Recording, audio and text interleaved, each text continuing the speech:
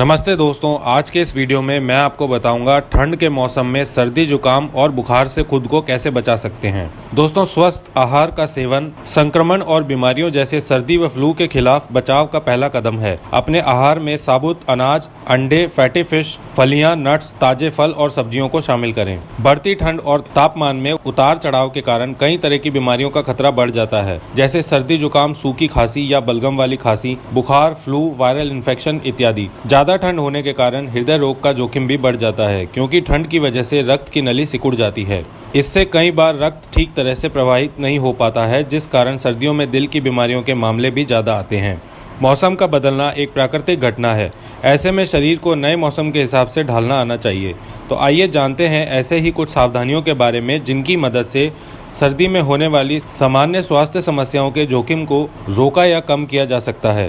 पहला है स्वस्थ आहार। स्वस्थ आहार का सेवन संक्रमण और बीमारियों जैसे सर्दी व फ्लू के खिलाफ बचाव का पहला कदम है। अपने आहार में साबुत अनाज, अंडे, फैटी फिश, फलियां, नट्स, ताजे फल और सब्जियों को शामिल करें। ऐसे मसाले और जड़ी बूटियों का भी सेवन करें जो प्रतिरक्षा को बढ़ावा देने और स्वस्थ रखने में मदद कर सकता है। दूसरा है व्यायाम करें। योग, पैदल चलना या तेज चलने जैसे किसी भी प्रकार की शारीरिक गतिविधि को दिनचर्या में शामिल करके अपनी फिटनेस को बनाए रखा जा सकता है। नियमित व्यायाम ज़्यादा कैलोरी बर्न करने, शरीर को गर्म रखने और प्रतिरक्षा में सुधार करने में मदद कर सकता है, जिससे खांसी और जुकाम जैसी मौसमी बीमारियों से बचने में मदद मिलती है। यदि आप अस्थमा या हृदय रोग के मरीज हैं तो मास्क पहनना और भी जरूरी हो जाता है। इससे हवा में प्रदूषकों और एलर्जी से बचाव होता है।